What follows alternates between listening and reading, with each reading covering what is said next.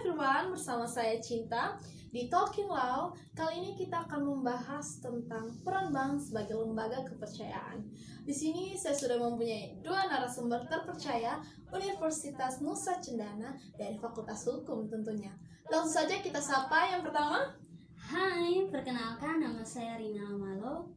Dan yang kedua ada, hai, perkenalkan nama saya Angelin Skafibela Kudo'o. Ya, hai Rina, apa kabar? Hai Cinta, puji Tuhan, baik-baik saja. Bagaimana dengan Angel? Hai, apa kabar? Hai Cinta, tentu saja baik-baik saja dong. Oke, seperti yang kita ketahui bersama, bank merupakan lembaga keuangan yang usahanya menghimpun dana dan menyalurkan kembali ke masyarakat. Terdapat dalam Undang-Undang Nomor 10 Tahun 1998 tentang perubahan Undang-Undang Nomor 7 Tahun 1992 tentang perbankan. Baik, ini adalah gambaran secara garis besar mengenai bank. Kita akan membahas secara lebih dalam lagi mengenai bank. Langsung saja, Rina, bagaimana peran bank sebagai lembaga kepercayaan menurut Anda? Oke, peran bank sebagai lembaga kepercayaan secara spesifik ini menurut saya terbagi atas 3. Yaitu yang pertama ada agent of trust, yang kedua ada agent of development, and the last agent of service. Oke, dari 3 peran bank tersebut, apakah kamu bisa menjelaskan dari 3 peran itu? Oke, mungkin dijelaskan secara umum dulu saja ya. Oke. Dimulai dari yang pertama, agent of trust atau agen kepercayaan. Nah, ini merupakan dasar utama dari masyarakat terhadap bank.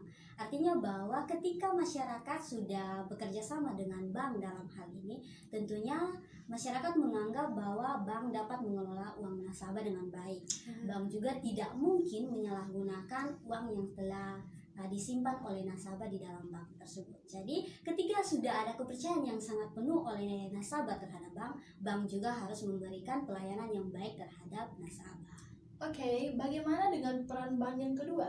Oke, yang kedua itu agent of development atau agen pembangunan. Ini berkaitan dengan pembangunan atau perkembangan tentang perekonomian di negara kita, tentunya negara Indonesia. Ya. Jadi di dalamnya tentu kegiatannya tidak hanya menyalurkan dana saja, tapi ada kegiatan-kegiatan lainnya di sini. Misalnya itu produksi, distribusi, konsumsi, dan hal yang terpenting di sini adalah investasi. Dimana kita semua tahu bahwa investasi ini tentu perlu penggunaan uang di dalamnya, dan bank menjadi tempat yang bisa dipercaya oleh masyarakat untuk menyimpan uangnya.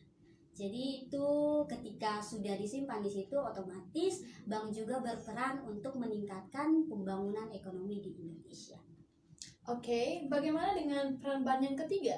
Oke, yang ketiga ini sedikit berbeda dengan yang pertama dan yang kedua, tapi ini berhubungan dengan agent of service atau pelayanan. Ini berhubungan dengan sumber daya manusia yang ada di dalam bank. Kita bisa tahu itu terkait dengan para pegawai yang ada di bank tentunya, di mana harus memberikan pelayanan yang sangat-sangat baik dan memuaskan tentunya terhadap nasabah. Pelayanan yang diberikan misalnya terkait bagaimana dari nasabah itu menyimpan dananya atau menyimpan barang-barang berharga atau terkait dengan tagihan dan lain sebagainya. Itu hanya gambaran singkat saja. Oke, terima kasih Rina. Kamu sudah bisa menjelaskan dengan sebaik mungkin mengenai peran bank sebagai lembaga kepercayaan. Terima kasih. Kita akan lanjut ke pembahasan yang kedua. Angel, menurut Anda mengapa faktor kepercayaan terhadap bank menjadi sangat penting sekali? Ya, tentu saja sangat penting ya, Oke. karena masyarakat meletakkan dana mereka ke bank ini, dan kepercayaan ini menjadi dasar hubungan yang kuat antara bank dan nasabah. Dan di sini juga bank menciptakan stabilitas dalam sistem keuangan dan memastikan bahwa nasabah merasa aman dan nyaman dalam menyimpan dan mengelola keuangan mereka. Oke, baik. Tadi sudah dijelaskan oleh Rina peran bank, dan sudah dijelaskan oleh Angel juga kepercayaan terhadap bank. Yang berikut, bagaimana bank berkembang dalam mendukung perkembangan ekonomi suatu negara menurut Angel? Oke, baik. Yang pertama, mereka menyediakan fasilitas keuangan seperti pinjaman kepada perusahaan dan individu untuk mendukung investasi dan konsumsi. Baik, yang kedua, bank memfasilitasi transaksi ekonomi harian melalui layanan perbankan. Dan mereka juga memperlancar aliran uang dalam perekonomian. Selain itu juga, bank juga berperan dalam pembentukan kebijakan moneter dan kredit yang mempengaruhi tingkat suku bunga dalam perekonomian. Melalui perannya ini, bank dapat mendukung pertumbuhan ekonomi, menciptakan lapangan kerja, dan meningkatkan kesejahteraan masyarakat. Oke, dari 3 pertanyaan yang sudah dijelaskan oleh Rina dan Angel, ada satu pertanyaan yang sangat menarik untuk kita bahas. Langsung saja, bagaimana cara bank mengatasi persoalan terkait menurunnya kepercayaan masyarakat terhadap bank menurut Rina? Oke, pertanyaan ini memang menarik untuk dibahas. Ya, tentu saja. Awalnya sudah berbicara mengenai banyak sekali teori, tapi ini langsung praktiknya karena berbicara tentang konflik. Apalagi memang ya di Nusa Tenggara Timur, apalagi di Kota Kupang terkhususnya, sedang terjadi permasalahan menurunnya kepercayaan masyarakat terhadap bank. Oke. Ini sepemahaman saya saja sebagai seorang yang memang baru belajar hukum juga.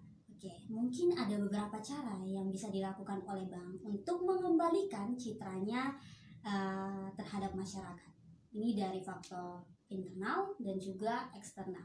Ada beberapa cara yang bisa dilakukan oleh pihak bank. Bisa dilakukan dalam cara internal dan juga eksternal.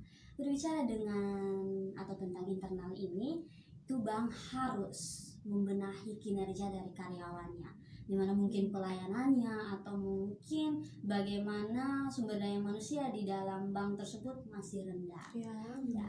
Kemudian terkait dengan sarana prasarana atau fasilitas mungkin harus diupdate lagi biar kalau sudah teknologi yang semakin canggih, perkembangan zaman yang semakin membaik ini, alat atau peralatan yang digunakan oleh bank bisa mendukung pelayanan terhadap nasabah.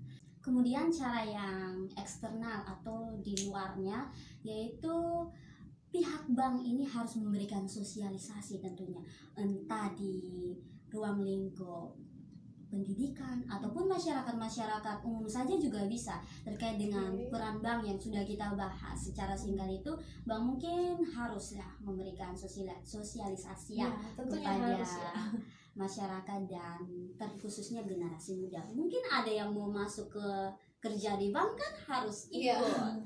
Kemudian bank juga harus klarifikasi karena penurunan kepercayaan masyarakat ini sangat berpengaruh terhadap kinerja dari bank tersebut. Jadi bank harus memberikan klarifikasi, entah apa yang salah atau kurangnya harus diberikan klarifikasi, entah melalui media elektronik atau mungkin lebih canggih lagi ada media sosial yang sehari-hari ini kita gunakan.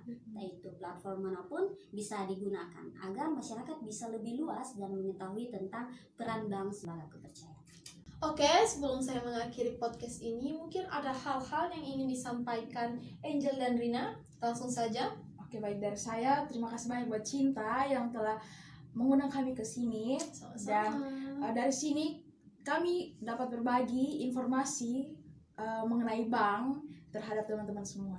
Oke, dari Rina? Oke, mungkin sama ya, ucapan terima kasih kepada Cinta yang telah mengundang saya ke sini, dan saya berharap dari pembahasan kita yang menarik hari ini bisa bermanfaat buat teman-teman semua. Oke, terima kasih buat Rina dan Angel yang sudah menyempatkan waktu untuk hadir hari ini. Hidup butuh kepercayaan dan kepercayaan itu perlu dijaga. And see you!